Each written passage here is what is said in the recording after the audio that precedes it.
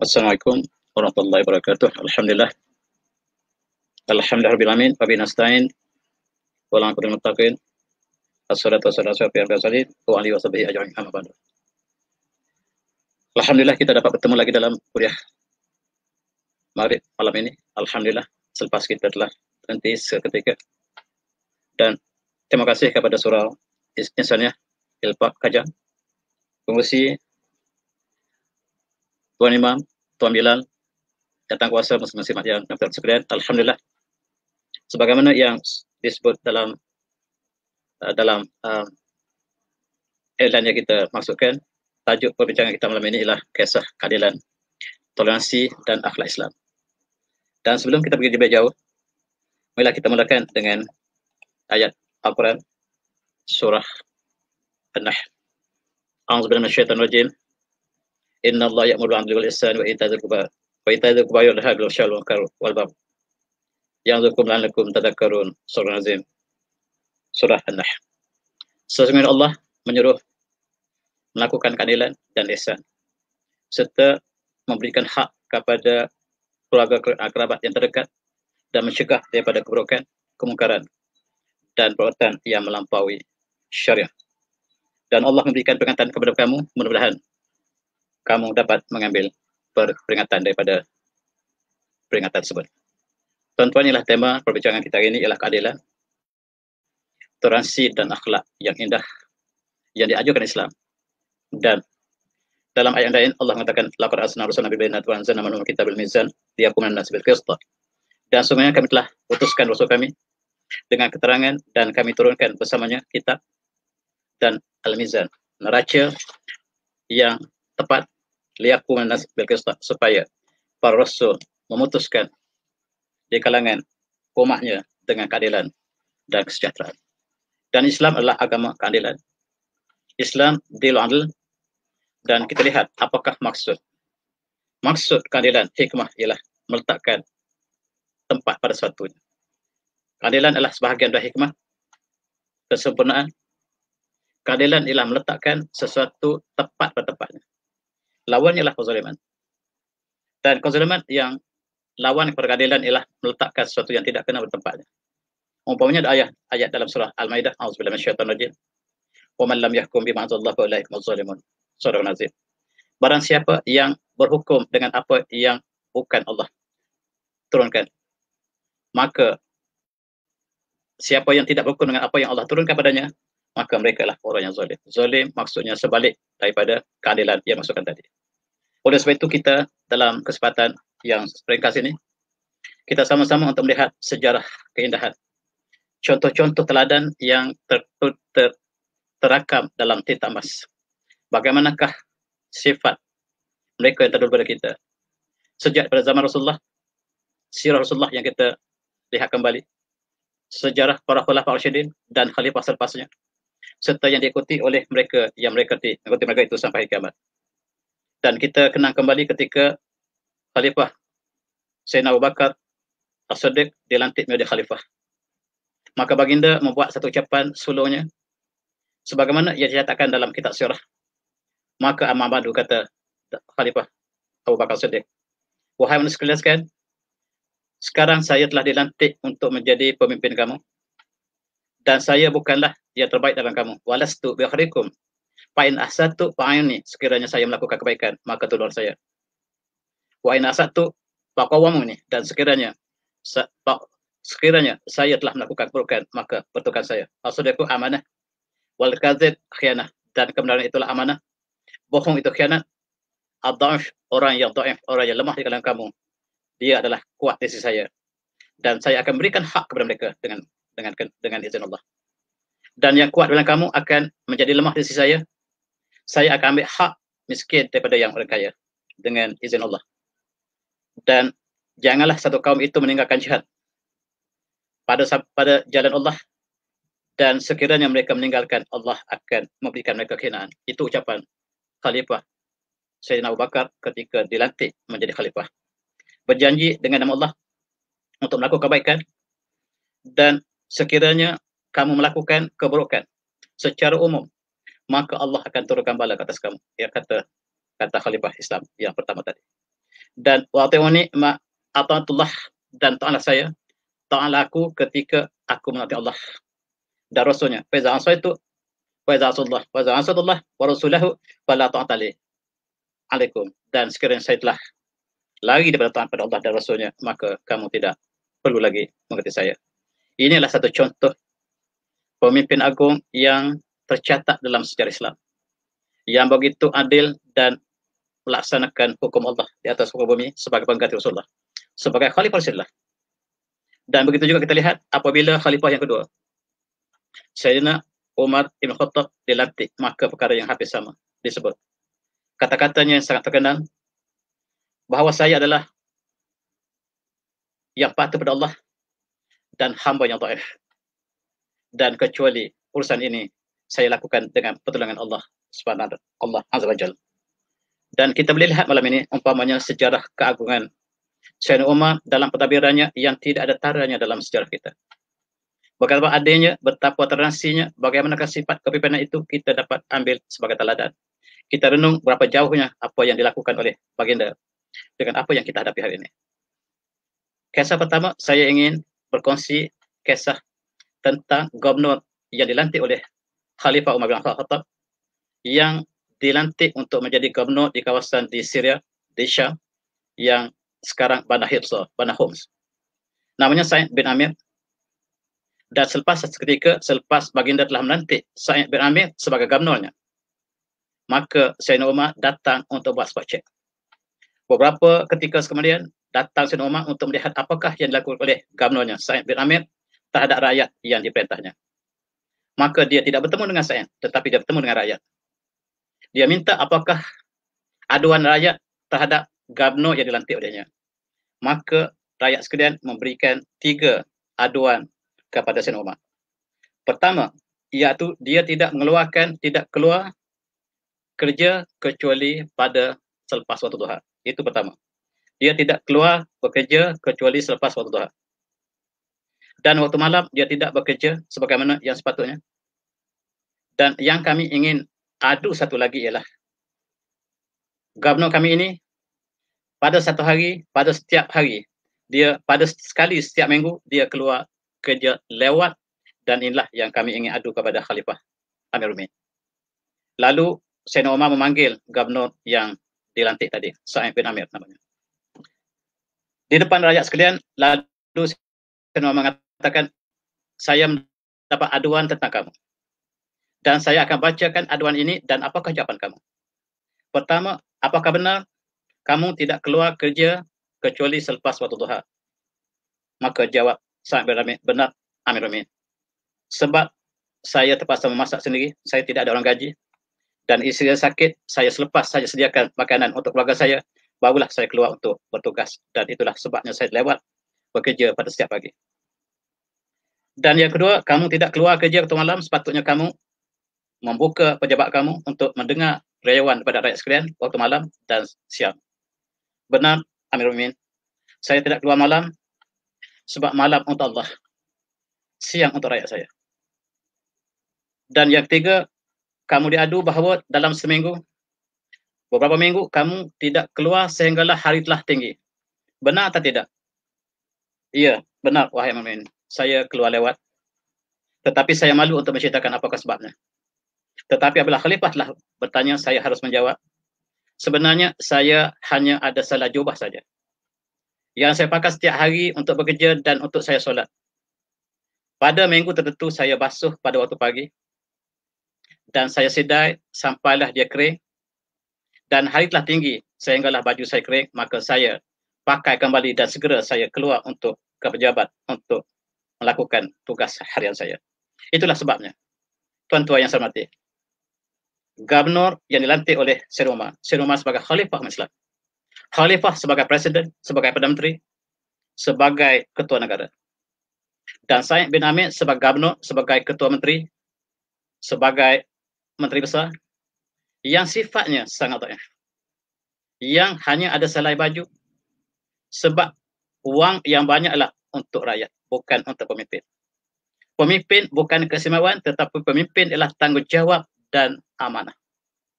Oleh sebab itu, tanggungjawab ini harus dipikul sebab akan ditanya di akhirat nanti oleh Allah SWT. Dan itulah ditunjuk oleh Gubernur Sayyidina Umar Sa'id bin Amir, cukup menyentuh hati dan perasaan kita, yaitu seorang gubernur yang hanya ada satu helai jubah. Dan ini juga kita sangat terkesan apabila kita mengetahui Khalifah Umar bin Khattab sendiri sentiasa keluar lewat pada satu hari, dia keluar lewat untuk solat Jumaat. Lalu rakyat bertanya, kenapakah yang Amin keluar lewat untuk kami menunggu untuk solat Jumaat? Maka kata Khalifah Islam yang mulia ini, saya hanya ada selai baju saja, dan saya terpaksa membasuhnya, dan saya menunggunya, dan kebetulan hari ini dia lambat kering, dan lambatlah saya keluar, dan itu sebabnya. Khalifah, Presiden, Perdana Menteri, dan penguasa sebuah negara hanya ada selai jubah. Dan inilah yang kita lihat contoh bahawa kepimpinan adalah tanggungjawab amanah yang sangat berat. Kepimpinan bukan diminta, dilantik. Kepimpinan bukan privilege tetapi tanggungjawab yang sangat berat, yang bertanggungjawab di dunia dan akhirat. Dan inilah yang ditunjukkan oleh Khulafaur Rasyidin, yang kita petik sebahagian daripada kisah mereka untuk kita renung dan kita lihat betapa jauh daripada kehidupan kita hari ini. Dan tuan-tuan, pada satu ketika Sayyidina Umar sangat kelaparan dan perutnya berbunyi-bunyi.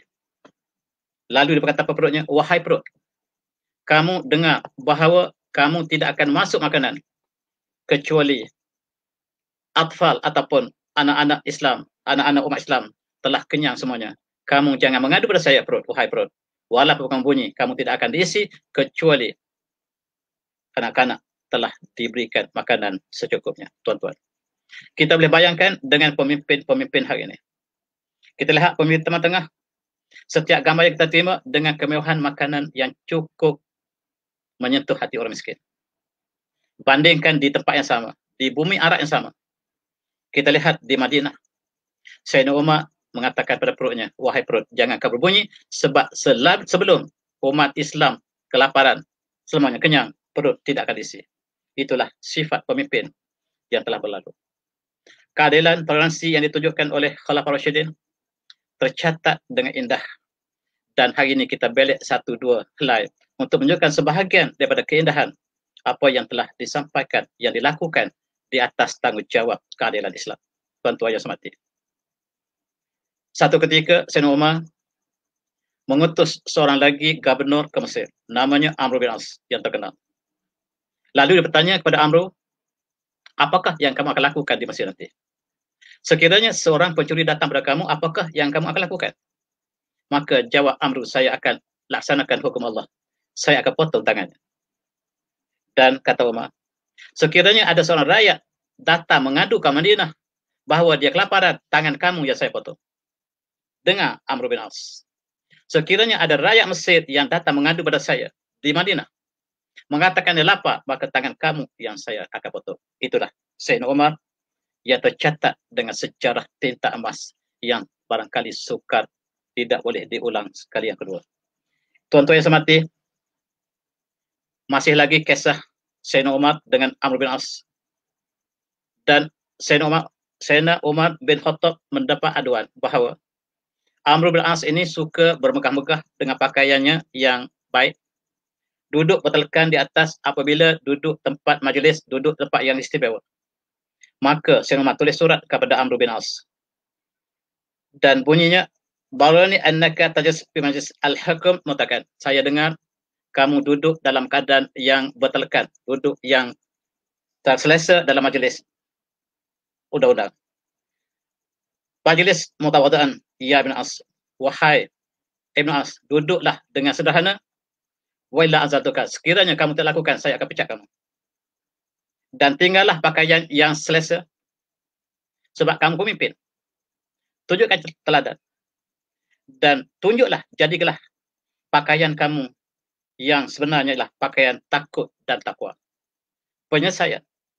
Dan sekiranya kamu tidak melakukan ini, maka hilanglah keindahan daripada Islam. Dan kalaulah pakaian majlis sebab kemudian seorang itu, maka di Mekah ini orang yang paling baik pakaiannya itulah yang telah dipecat.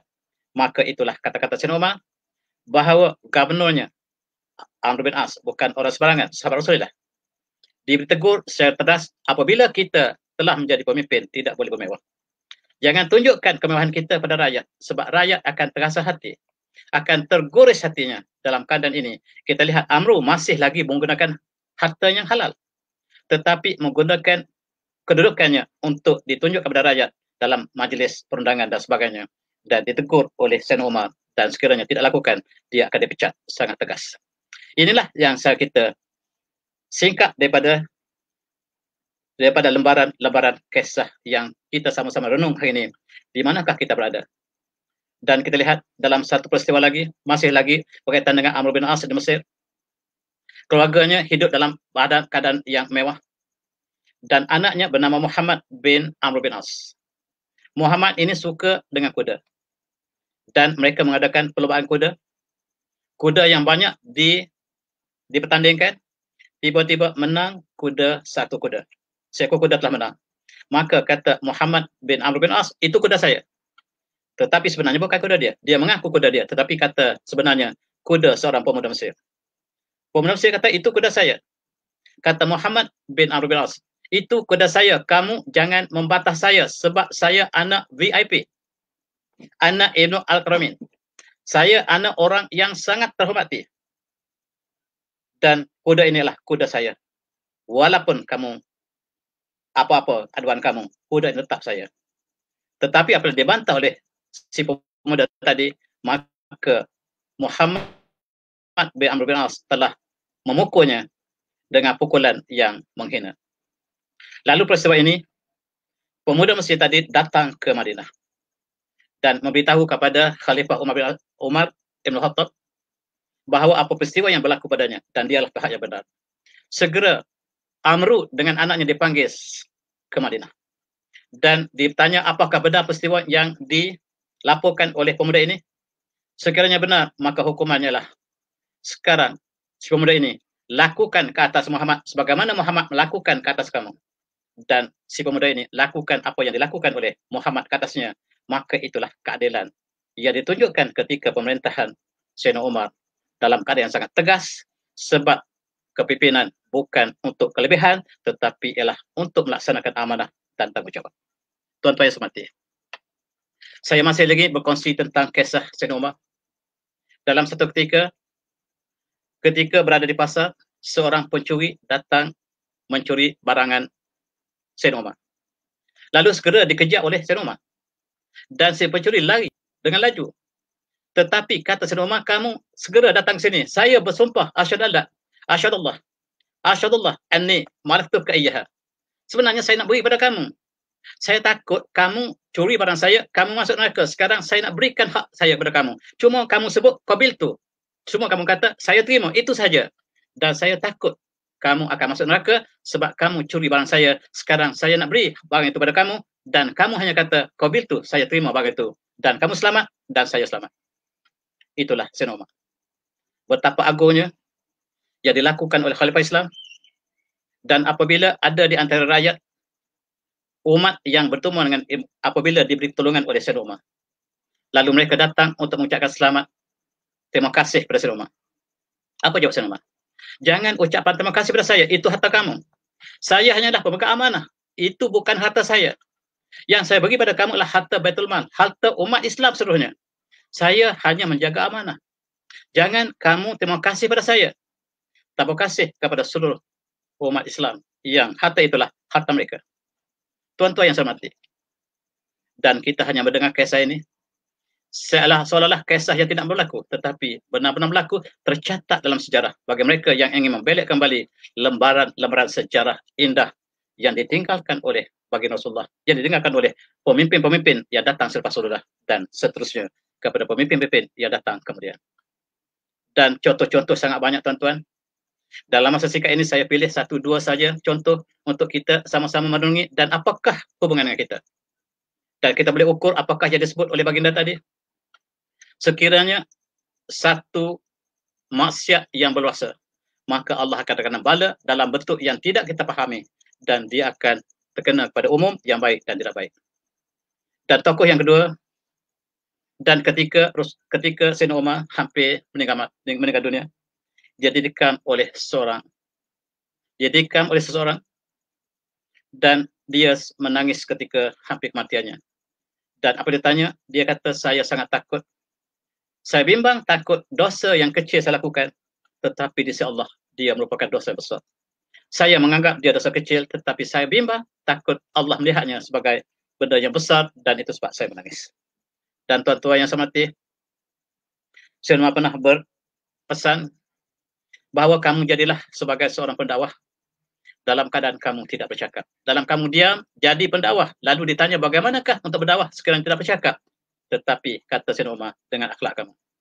Tunjukkan akhlak kamu. Sebelum kamu bercakap, tunjukkan akhlak yang baik.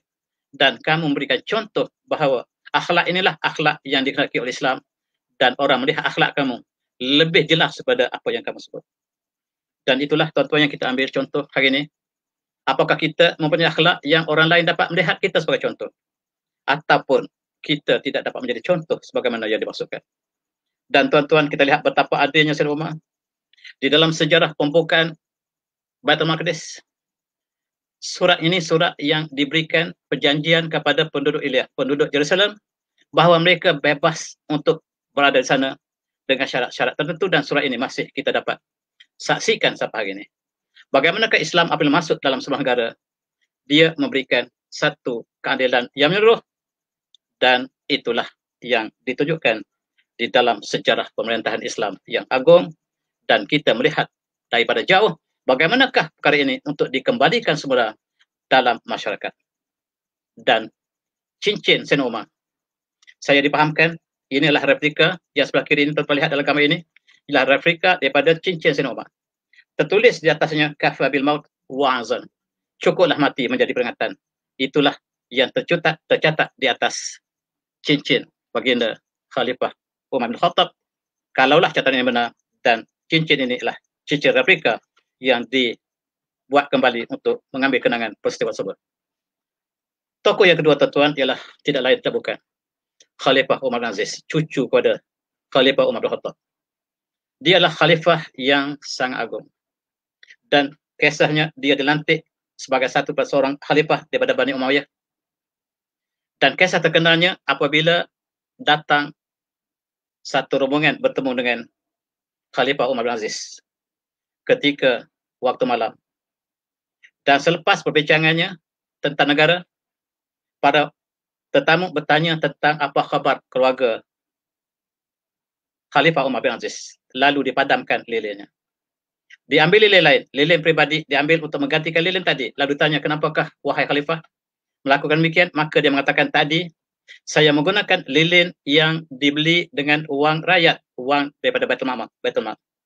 Sekarang kamu tanya tentang keluarga saya, ini urusan pribadi yang bukan kena-mengena dengan negara, maka saya ada lilin pribadi saya pasang untuk pribadi saya. Dan tuan-tuan, inilah contoh. Barangkali dianggap sebagai Khalifatul Rasyidin yang kelima. Sebagai nama timbangan, sebab dia hampir menyerupai dengan pemerintahan, pentadbiran Khalifah Rasyidin yang berempat. Dan contoh yang saya nak sebutkan pada selepas ini ialah tentang Khalifah Umar bin Aziz, Khalifah Umayyah yang sangat terkenal dengan keadilan, tasamuh, toleransi, dan akhlak yang indah. Tuan-tuan yang saya hormati, ketika baginda dilantik menjadi khalifah, istrinya menceritakan, saya masuk melihat hari pertama dilantik baginda menjadi khalifah, kelihatan dia menangis teresak-esak. Lalu saya tanya kepadanya, kenapakah tuan hamba menangis dalam keadaan tuan hamba diberikan jawatan yang sangat besar, khalifah Islam seluruhnya? Apakah yang berlaku tuan-tuan? Ialah dia mengatakan, saya telah dilantik menjadi khalifah Islam. Dan apabila tugas yang diberikan saya, maka saya terkenang orang yang fakir yang lapar. Al-fakir ajih, al-marid, al-dha'in, al-ari, al-majhul. Dan saya terkenang orang yang sakit, orang yang tidak ada pakaian, orang miskin, al-bakhur, al-mazlum, al-gharib, al-asir, orang yang susah dalam berbagai lapangan. Dan asyikh al-kabir, orang-orang tua, janda dan sebagainya. Dan tugas yang diberikan kepada saya ini sangat besar. Dan saya akan ditanya oleh Allah setiap apa yang saya akan lakukan. Apakah saya berjaya maka saya bimbang saya tidak berjaya melakukan tugas ini. Dan itu sebab saya menangis. Itu dilakukan oleh istrinya, Fatimah. Dan cukup indah. Bagaimanakah jawatan dipikul dengan penuh amanah tanggungjawab. Tuan-tuan, jawatan tidak diminta. Jawatan tidak dipinta, tetapi jawatan diberi tugas pada orang yang layak. Dan sekiranya kita meminta tugas tersebut, kita minta kepimpinan dengan by right, kita telah tidak layak menjadi pemimpin. Kita mengundi diri kita sendiri untuk dipilih menjadi pemimpin, maka kita tidak layak menjadi pemimpin. Pemimpin ialah tanggungjawab. Dilantik, bukan kita yang minta dilantik. Itulah Islam yang sangat indah. Barangkali kita hanya lihat kisah-kisah lama yang barangkali untuk jelmakan dalam masyarakat kita ini satu perkara yang sangat sukar. Tuan-tuan, saya ingin berkongsi lagi satu kisah pembukaan Samarkand. Samarkand berada di Transjordan, di kawasan Ma'wara al-Nahar, di kawasan disebut sebagai kawasan Kazakhstan, Kyrgyzstan, Turkmenistan, dan Uzbekistan sekarang. Dalam pembukaan Samarkand ketika Khalifah Umar bin Aziz, Panglima bernama Uqbah, Panglimanya bernama Qutaibah Muslim telah membuka kota Samarkand dengan sangat segera. Mereka dengan tentera Islam datang membuka Samarkand waktu pagi. Mereka menyerang waktu subuh. Sebelum matahari terbit, bandar Samarkand telah jatuh. Dan bandar Samarkand telah jatuh ke tangan umat Islam. Di dalam bandar tersebut ada seorang datuk bandarnya beragama Kristian, agama Nasrani. Dia mengatakan, kamu telah melakukan kesalahan kerana menyerang kami ketika kami tidur. Saya akan laporkan pada khatimah kamu, Khalifah Umar bin Aziz, yang kami percaya dia sangat adil. Dia menghantar wakil untuk bertemu dengan Khalifah Umar bin Aziz dan menceritakan bahawa Khalifah kamu, bahawa ketua perang kamu, panglima kamu, Qutaibah bin Muslim, menyerang kami ketika kami tidur. Kalau kami tidak tidur, belum pasti kami jatuh sebagaimana kami jatuh sekarang. Sekarang kami mengadu pada Khalifah, tunjukkanlah keadilan Islam, bagaimanakah mereka dapat melakukan perkara yang dilarang oleh Rasulullah. Maka Sayyidina Umar ataupun Khalifah Umar bin Aziz melantik qadinya, ketua hakim negara, membincangkan kes panglima negara lawan datuk bandar agama Kristian dijalankan. Dan yang tertera di dalam skrin inilah kisah bagaimanakah perbicaraan tersebut. Lalu kata hakim, Qutaibah datang, dan apakah benar kamu telah menyerang Kamasat Samarkand tanpa memberi amaran? Apakah kamu telah memberikan amaran pada mereka? Aslim taslam, Islamlah kamu dan kamu sejahtera. Apakah kamu memberikan tawaran tersebut? Dan sekiranya mereka tolak, maka mereka dikenakan jizyah. Apakah kamu telah katakan kepada mereka? Dan sekiranya mereka telah menerima jizyah, kamu tidak boleh mengisahkan perang. Tetapi, apakah kamu berikan 3 pilihan tersebut? Atau kamu terus serang? Wahai Tuan Qadi, saya Panglima Islam. Dan saya melakukan terus saya serang sebab inilah strategi perang. Kalau saya beri amaran pada mereka, mereka bersedia dan saya tidak mungkin dapat menang dengan mudah. Dan kata hakim, kamu bersalah. Sebab Islam menjaga akhlak apabila masuk dalam sebuah negara. Seorang panglima harus memberikan pertama tawaran ialah aslim taslam. Islamlah kamu, kamu sejahtera. Dan sekiranya mereka tidak terima, maka jizyah dikenakan. Jizyah dikenakan kepada orang bukan Islam dan zakat dikenakan kepada orang Islam. Zakat jauh lebih tinggi daripada jizyah. Yang ketiga, sekiranya mereka menolak menolak kedua-duanya, maka perang diisytiharkan. Sekarang kamu bersalah. Hukuman yang disebut di sini dalam huruf merah, tuan-tuan boleh baca, bahawa sekarang kemenangan kamu dibatalkan. Seluruh tentera kamu harus keluar dari Samarkand. Dan perkara ini harus dilakukan sekarang. Subhanallah. Terperanjat Datuk Bandar betapa hukuman berpihak padanya yang tidak pernah berlaku dalam sejarah mana-mana ketamanan atau peradaban. Dan Qutaibah sanggup tunduk dan patuh kepada hukuman tersebut. Tuan-tuan, Khalifah mengutus ketua hakim membicarakan laksana perang mereka. Yang menang ialah yang lawan mereka. Dan inilah Islam. Inilah contoh keagungan Islam, keadilan Islam yang barangkali tidak boleh kita lihat kembali dijelmakan dalam zaman moden ini. Tuan-tuan yang saya hormati, Qutaibah menyeru pada tenteranya, wahai tentera sekalian, kemenangan kita telah dibatalkan. Kamu harus keluar daripada Samarkand dengan tunduk kepala kamu. Kamu boleh tarik kuda kamu keluar dan keluar sekarang beramai-ramai dan badai ini diserahkan kembali kepada Datuk Bandarnya. Itulah Islam. Tuan-tuan yang saya hormati, pemandangan ini cukup menyayat hati. Turut menyentuh hati perasaan orang Samarkand.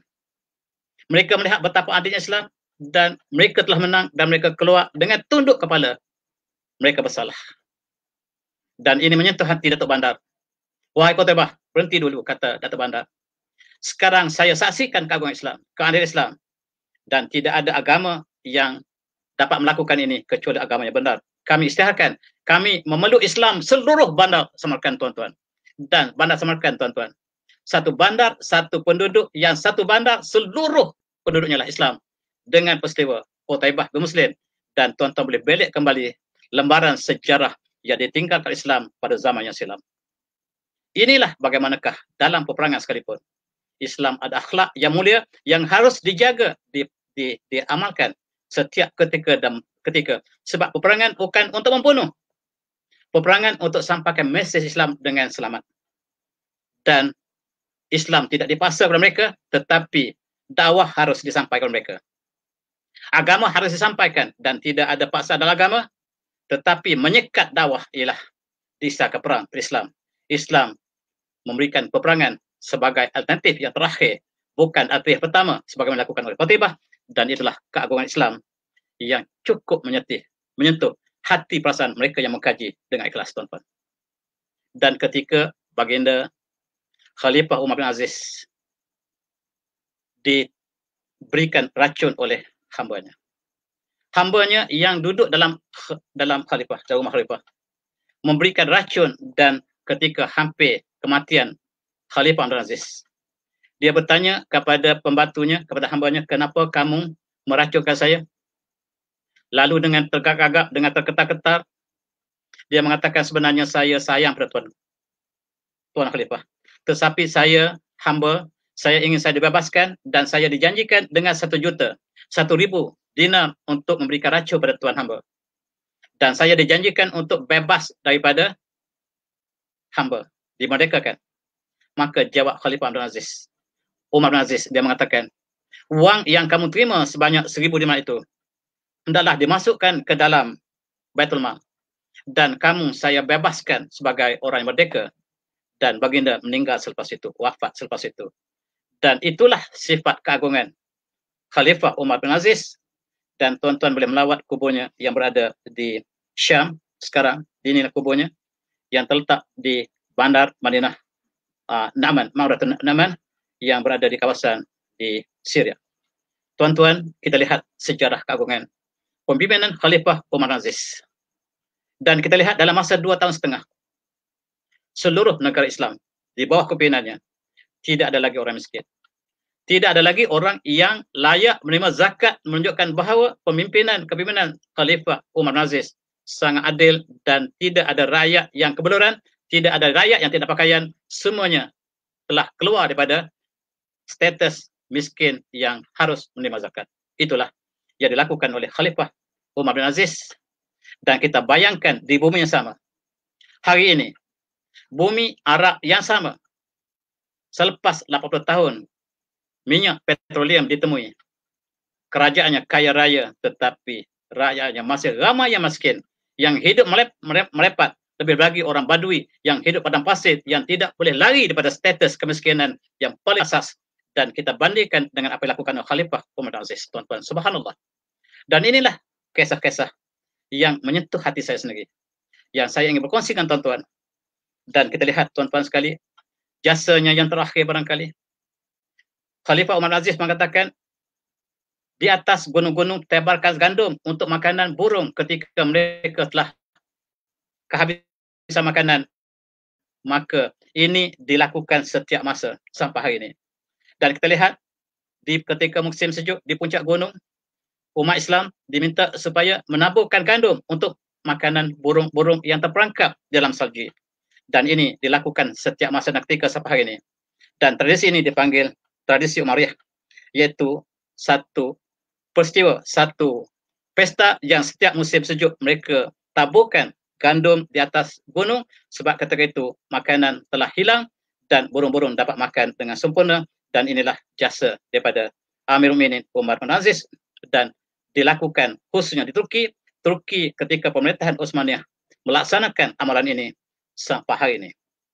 Walaupun Utsmaniyah telah berlalu, tetapi rakyat Turki masih mengamalkan amalan ini di setiap kali musim sejuk, dan inilah yang dilakukan oleh mereka sampai hari ini. Tuan-tuan yang saya hormati, Islam telah meninggalkan contoh teladan yang tidak ada taranya. Dan inilah kita lihat keadilan yang dilakukan oleh Khalifah Umar bin Aziz, umpamanya ketika Khalifah Umar bin Aziz meninggal dunia syahid dengan racun yang diberikan oleh hambanya, maka ketua Kristian kata itu, ketua Pope-nya, Paus di Vatikan, di Istanbul, di Konstantinopel telah menangis. Apabila Khalifah Islam meninggal wafat, maka Paus menangis. Mereka bertanya kepada Paus, kenapa kamu menangis sedangkan Islamlah musuh kita? Dia kata, tidak, wahai tuan-tuan. Kamu lihat, saya tidak pernah temui satu contoh, satu manusia yang pernah lahir di atas muka bumi, yang saya tahu, yang dunia datang di bawah tapak kakinya, tetapi dia melakukan keadilan, dan tidak ada tandingnya keadilan yang dilakukan oleh tokoh tersebut, dan mereka sangat mulia. Dan itu sebab saya menangis. Saya bimbang tidak ada lagi manusia yang dapat dilahirkan sebagaimana yang kita saksikan, sebagaimana dilakukan oleh Khalifah Umar bin Aziz. Itu kata-kata Paus. Paus ini namanya Leo Thalith, Leo yang tiga. Tuan lihat dalam senarai Vatikan, Paus mereka, Pope mereka, ada yang bernama Leo the Third. Maka dialah yang menangis ketika Khalifah Umar bin Aziz telah wafat. Itulah tuan-tuan kisah yang harus menyentuh hati kita. Dan dalam satu hadis Rasulullah bersabda, inna aqrabakum minni majlisan yaumal qiyamah ahsanukum khalqan. Dan yang paling dekat dengan saya di hari kiamat nanti, kata Rasulullah, ialah mereka yang paling baik akhlaknya. Akhlak yang baik ialah bersama Rasulullah di hari kiamat nanti. Dan apakah ada timbangan yang lebih mulia daripada ini? Apakah ada timbangan yang lebih mulia daripada kita bersama Rasulullah pada hari kiamat? Kecuali mereka yang paling baik akhlaknya. Dan itulah tuan-tuan, innama bu'ithtu litammima makarimal akhlak. Dalam hadis yang mulia, Rasulullah bersabda, saya hanya saja diutuskan untuk menyempurnakan akhlak yang mulia. Dan kita lihat dalam Al-Quran, tuan-tuan, betapa banyaknya ayat Quran yang menggesa kita melakukan kebaikan demi kebaikan secara persorangan dalam masyarakat, di dalam negara, antara bangsa dan hubungan sesama kita. Ini cukup banyak, dan ini boleh tulis buku berjilid-jilid. Dan betapa adilnya Islam, betapa Rasulullah diutuskan ialah untuk menyempurnakan akhlak. Akhlak tidak muncul kecuali dengan iman dan takwa. Puncak daripada iman ialah akhlak. Akhlak tidak dapat dilakukan tanpa iman. Yang dapat lakukan tanpa iman ialah disiplin, yang dapat lakukan ialah moral, tetapi akhlak hanya dapat dilakukan oleh mereka yang beriman semata-mata. Dan Rasulullah diutuskan hanya sajalah untuk menyempurnakan akhlak yang mulia. Dan cukup indah Islam, tuan-tuan. Kita lihat kisah Rasulullah sendiri ketika pembukaan Mekah. Kita boleh balik kembali sejarah sirah Rasulullah pembukaan Mekah, Fathul Mekah. Dan kita ingat Rasulullah dihalau oleh orang Quraisy daripada Mekah, tempat kediaman Rasulullah, tempat lahir Rasulullah, ke Madinah. Dalam peristiwa yang cukup menyayat hati, Rasulullah dikejar dengan mata pedang. Sekarang Rasulullah kembali ke Mekah 10 tahun kemudian, 9 tahun kemudian. Dan apakah yang dilakukan Rasulullah kepada musuhnya? Dan ketika Rasulullah berada di depan Kaabah bersama dengan orang Quraisy depannya, yang sekarang sedang menunggu hukuman yang bagi Rasulullah sebut, dan kata-kata Rasulullah yang sangat terkenal, ya ma'syar Quraisy, ma tarani fa'alu bikum, dan wahai Quraisy sekalian, apakah kamu jangka saya laku kepada kamu sekalian? Dulu kamu kejar saya dengan pedang, sekarang kami menang. Apakah yang kamu yang menjangkakan bahawa apa yang saya akan lakukan sekarang? Maka mereka menjawab, khaira akhun karim wa ibnu akhin karim. Dan saya percaya tuan hamba ialah orang yang mulia, ananda kepada orang yang mulia. Tentulah tuan hamba melakukan perkara yang baik pada kami. Apa jawab Rasulullah? Betul. Kamu betul. Izhabu antum talaqa. Dan sekarang kamu bebas. Saya tidak akan mengambil sebarang tindakan pada kamu. Kamu bebas untuk pergi mana-mana. Dan ini sifat Rasulullah yang cukup mulia. Dan Rasulullah mengatakan, saya ikut sifat yang dipunyai oleh saudara saya, Yusuf Ibn Yaqub alaihissalam, alaihissalam, yang menunjukkan kisah yang sama. Apabila baginda Nabi Yusuf dikhianati oleh saudaranya, dan apabila mereka bertemu kembali, Rasulullah mengatakan, Nabi Yusuf mengatakan, la tasriba lakum al-yawm, kamu tidak bersalah. Saya telah bebaskan kamu, kamu tidak ada bersalah apa-apa, dan Allah akan ampunkan kamu. Dan itulah sifat yang diambil Rasulullah, betapa tinggi mulia toleransi dan keadilan dan keindahan akhlak yang sangat mulia ditunjukkan oleh baginda Rasulullah. Tuan-tuan, sahabat Rasulullah, kita lihat bagaimanakah peristiwa di antara Bilal dengan Abu Dzar. Satu masa mereka bertengkar, di antara dua-duanya Abu Dzar dengan Bilal bertengkar, dan Bilal membantah apa yang dicadangkan oleh Abu Dzar. Lalu kata Abu Dzar, kamu anak orang hitam, kamu anak ibu yang hitam, kamu sanggup membatas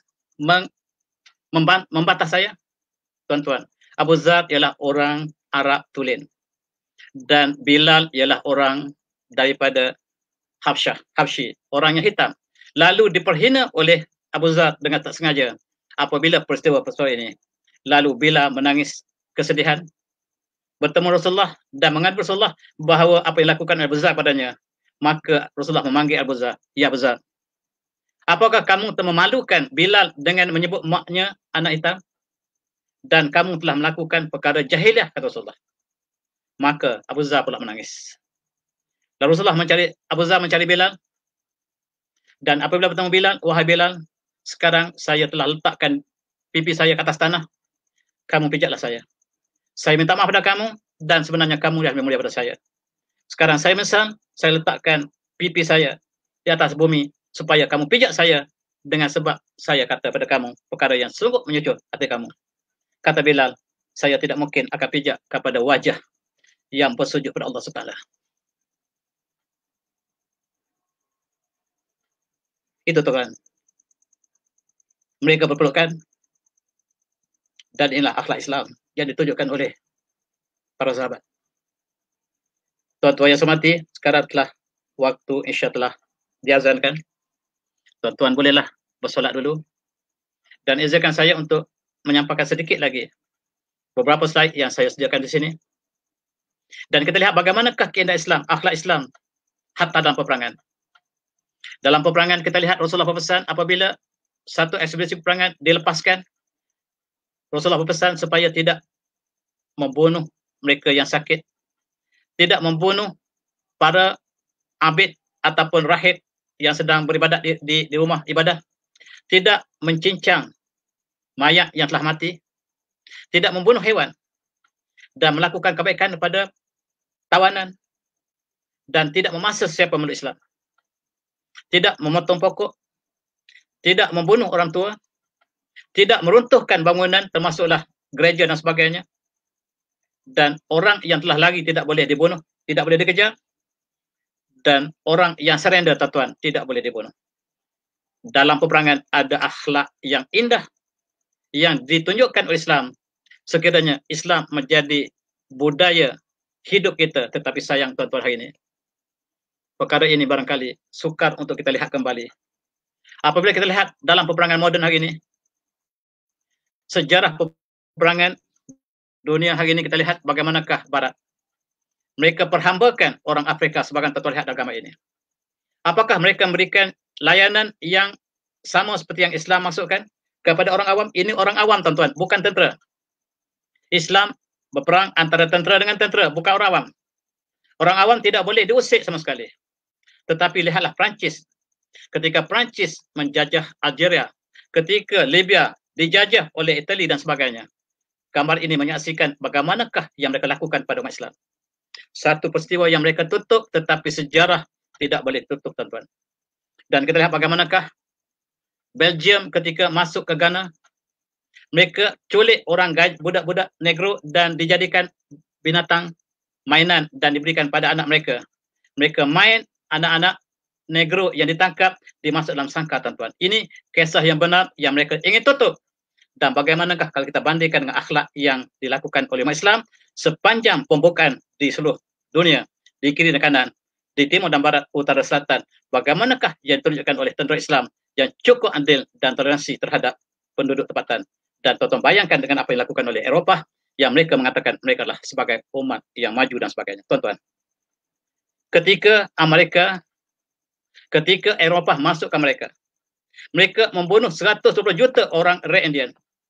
Amerika ialah bumi Red Indian, tuan-tuan. Sebelum orang Eropah datang, sebelum orang Spanyol datang, sebelum orang England datang, sebelum orang Perancis datang mendiami di Amerika, bumi inilah kepunyaan orang Red Indian yang telah dibunuh. Red Indian ini kebanyakan mereka telah memeluk Islam sebelum orang Eropah sampai ke benua tersebut. Kalau mengikut standard yang dilakukan oleh Yahudi, mereka klaim Palestin ialah bumi mereka sebab mereka pernah berada di situ, maka dengan cara yang sama, maka Amerika harus diserahkan kepada Red Indian, tuan-tuan. Kalau menggunakan alasan yang diberikan oleh Yahudi untuk mengambil bumi Palestin, maka bumi Amerika harus diserahkan kepada Red Indian. Tuan-tuan, betapakah hipokrit mereka? Kita lihat bagaimanakah mereka membunuh. Dan data ini saya ambil daripada data yang benar.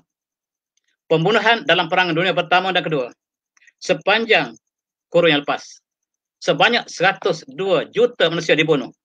Kebanyakan dibunuh oleh orang yang beragama Kristian, dilakukan ketika peperangan ataupun ketika perusahaan agama, berbanding dengan apa yang dilakukan oleh Islam yang sangat kecil itu. Tuan-tuan lihat, yang biru itu dilakukan dibunuh oleh orang Kristian, dan yang merah itu dibunuh oleh Islam. Dan siapakah yang ganas sebenarnya? Dan dalam data seperti ini, maka mereka letakkan Islam yang ganas, sedangkan data menunjukkan mereka lah yang ganas. Ketika setiap kali mereka masuk ke Afrika, mereka masuk ke Asia Tenggara, mereka masuk ke India, mereka membunuh, dan mereka menyebut mereka lah orang yang bawa kebaikan. Dan tuan-tuan, kita ingat kembali, apakah bezanya apabila Islam bawa masuk ke Spanyol? Menukar bumi Spanyol daripada bumi yang kering kontang dengan segala khurafat, dengan segala kegelapan mereka, kepada bumi yang sangat mulia. Bumi yang penuh dengan tamadun. Spanyol telah berubah menjadi Andalusia Islam yang menjadi punca kepada kemajuan di Eropah. Banding dengan apa yang dilakukan oleh Barat. Mereka perhambakan rakyat yang mereka takluki, berbeza dengan Islam, mengubah bumi Spanyol menjadi bumi yang bertamadun. Itu dua darjat yang berbeza sama sekali, tuan-tuan. Dan kita lihat bagaimanakah India, tuan-tuan, ketika Islam bertapak di India, membina ketamadunan sebagaimana yang dilakukan oleh umat Islam di Andalusia. Bandingkan bagaimanakah sekiranya selepas British masuk India. Tuan-tuan, orang India harus mengambil sejarah ini. Sejarah ini telah ditutup oleh British. Mereka membunuh orang India sebagaimana bergelimpangan gambar seperti gambar yang di bawah ini. Dan mereka membiarkan orang ini mati. Tuan-tuan boleh baca The Preaching Islam, ditulis oleh Thomas Arnold, yang menceritakan bagaimanakah adilnya Islam masuk ke India, sehingga tidak ada paksaan untuk orang Hindu memeluk Islam. Tuan-tuan, ketika Islam memerintah India, yang merintah ialah orang Islam yang rakyatnya majoriti orang Hindu. Tidak pernah dipaksa orang Hindu masuk Islam, tuan-tuan. Ini disebut oleh Thomas Arnold. Tuan-tuan boleh baca The Preaching Islam. Dan apabila Islam kalah di India, dan orang Hindu berlomba-lomba menurut Islam selepas Islam kalah, bukan ketika Islam menang, sebab mereka melihat betapa agungnya Islam, dan keagungan Islam itu telah hilang selepas kalahnya kerajaan Mughal di India. Dan itulah yang disaksikan oleh Thomas Arnold dalam The Preaching Islam. Tuan-tuan boleh baca kembali buku ini. Dan bandingkan ketika British masuk ke India dan mereka membiarkan rakyat India kelaparan. Ketika tahun 1877, orang India harus kenang kembali bagaimanakah British membiarkan mereka mati kelaparan. Dan pada tahun yang lebih lewat, 1911 yang lepas, General Inggris segera membunuh orang India beramai-ramai dalam peristiwa Jallianwala Bagh yang disebut sebagai peristiwa pembunuhan beramai-ramai. Dan General British yang membunuh orang India beramai-ramai ini yang sebelah kiri, tuan-tuan lihat. Tetapi orang India sangat sayang pada British sampai hari ini.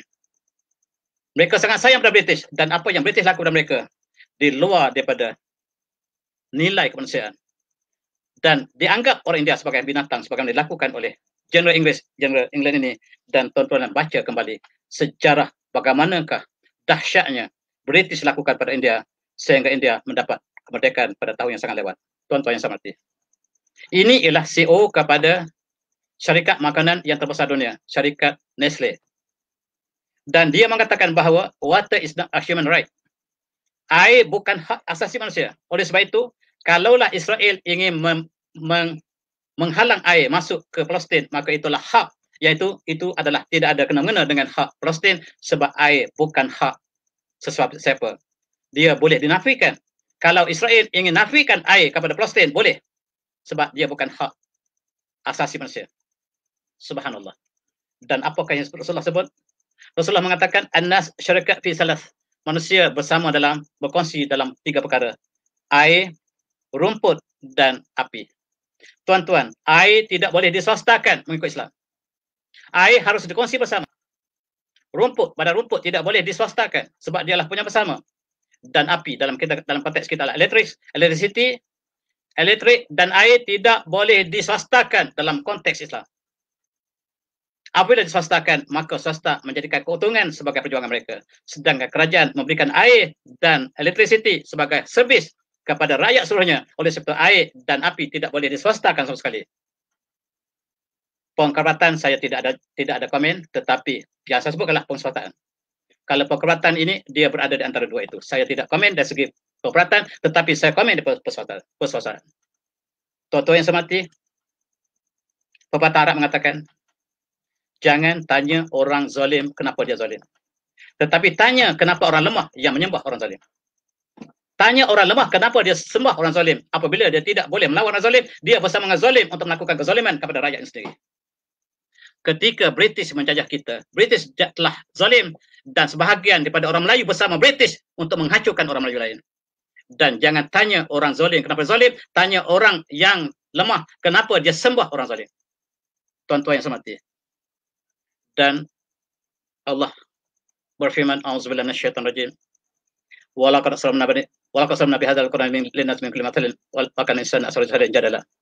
Dan kami telah jelaskan dalam Quran ini kepada manusia segala perbedaan. Sesungguhnya manusia itu paling banyak perbatahannya. Manusia itu sangat banyak bantahannya, tuan-tuan. Dalam perdebatan, perbincangan ilmiah, Islam ada adab yang sangat indah. Adab ini dalam perbincangan sangat indah. Perbincangan bukan untuk menang, tetapi untuk melahirkan kebenaran.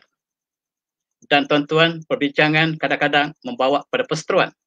Apabila mereka menjadikan kemenangan sebagai matlamat mereka, sedangkan perbincangan Islam, adab al-hiwar ialah untuk sama-sama membuktikan kebenaran dan sama-sama menerima kebenaran. Itulah adab yang ditunjukkan oleh Islam, yang barangkali sukar untuk kita jelmakan pada hari ini.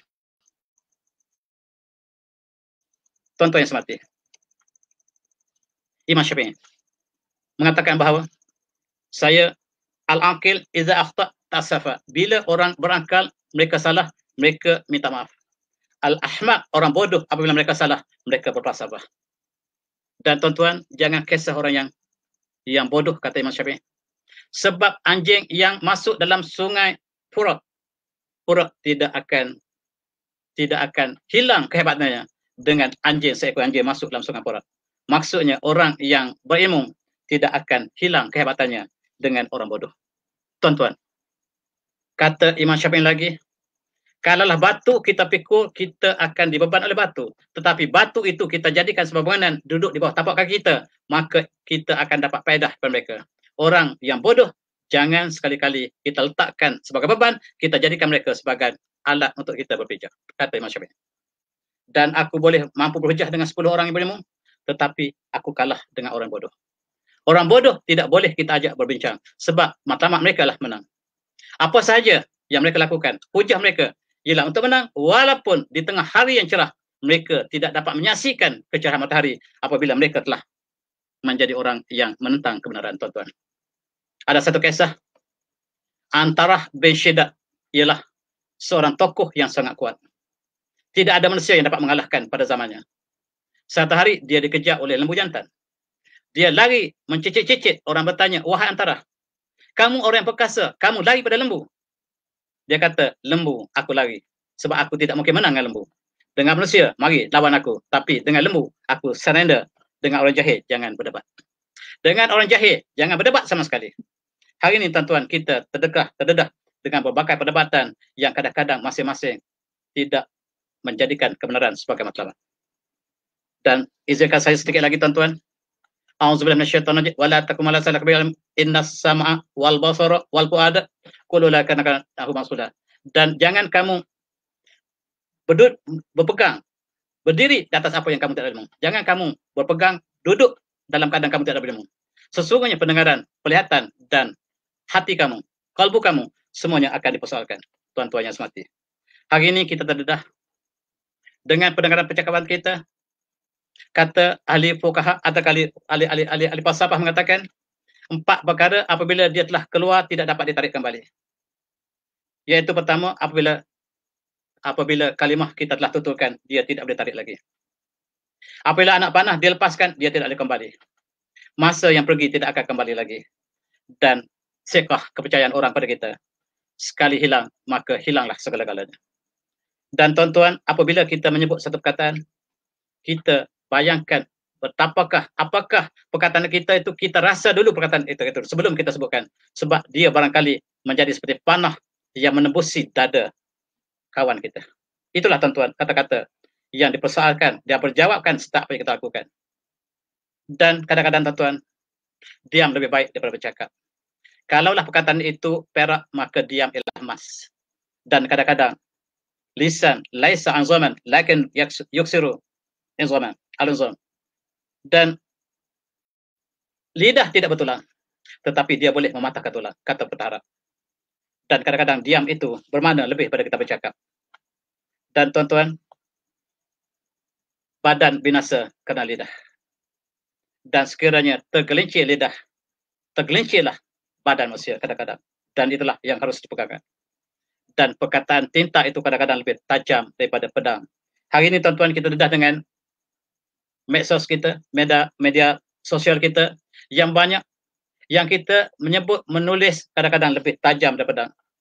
Hati-hati tuan-tuan, tuan-tuan, berhati-hati apabila kita meletakkan tinta kita. Kita menulis dalam Facebook umpamanya, di dalam Twitter dan sebagainya.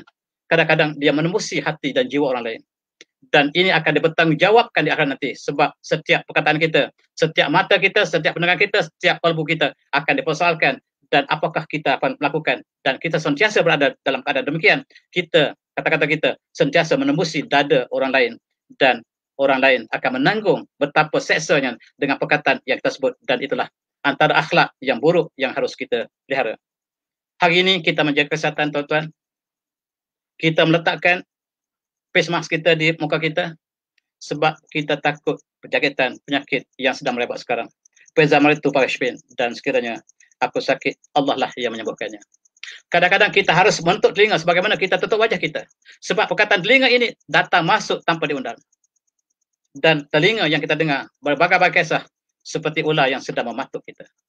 Tuan-tuan, kita mendengar satu perkataan, kita lihat dengan mata kita. Jangan percaya apa yang kita dengar, sebab hari ini fitnah yang sangat banyak menimpa masyarakat. Dan fitnah ini lebih tajam daripada pedang, tuan-tuan.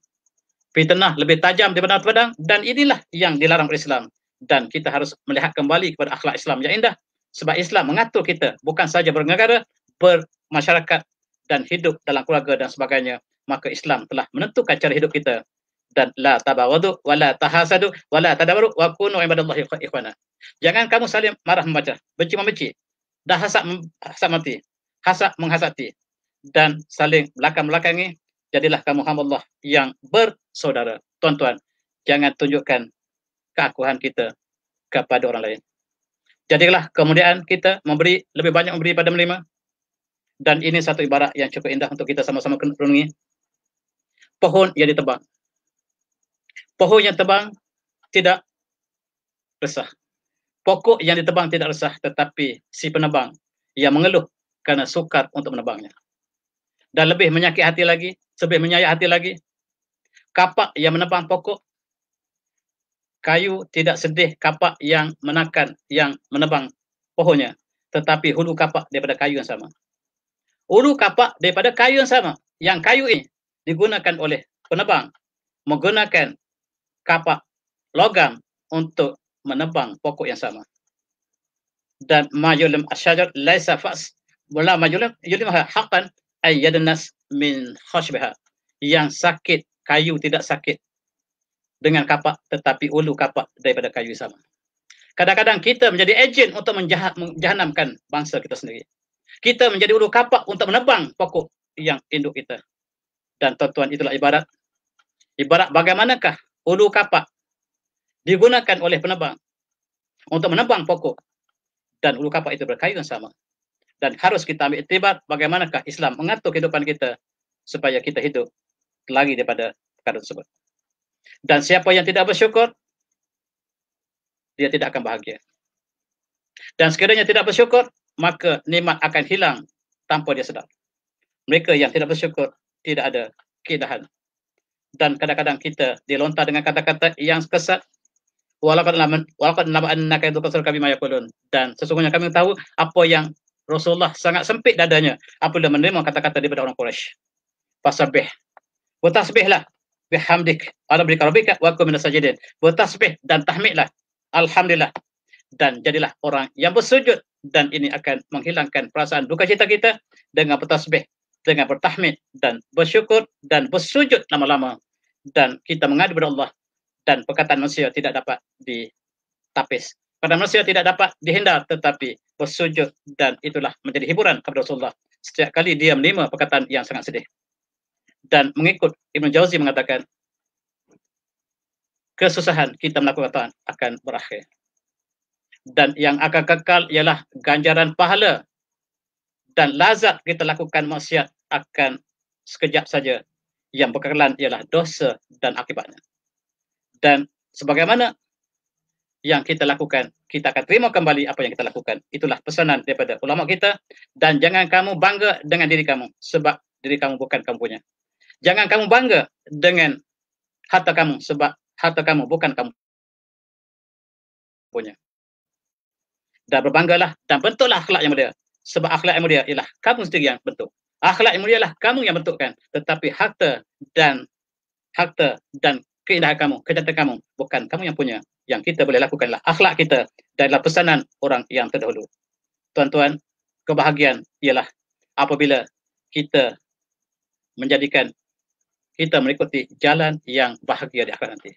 Sekiranya kita berjalan menuju ke jalan yang bahagia di akhirat nanti, kita berada jalan yang bahagia di dunia ini. Barangkali saya tidak dapat untuk meneruskan kuliah ini sebab masa telah tamat, dan saya minta maaf kepada surau sebab saya telah mengambil masa yang lama, dan sekurang-kurangnya untuk tuan-tuan yang masih bersama saya mohon maaf banyak-banyak, sebab inilah perkara yang menghalang kebahagiaan ialah su'adzon, iaitu sangka buruk kepada orang lain, dan dia merupakan penyakit. Penyakit inilah yang akan menjadi racun dalam dada kita, dan kita tidak akan bertemu dengan keindahan yang kita cari apabila kita zon lagi. Walaupun saya ada banyak lagi slide ini, tapi saya minta maaf, saya berhenti di sini, dan wabillahi taufiq. Assalamualaikum warahmatullahi wabarakatuh. Dan saya berhenti di sini. Mohon maaf kepada tuan-tuan yang saya muliakan sekalian, dan mudah-mudahan kita dapat bertemu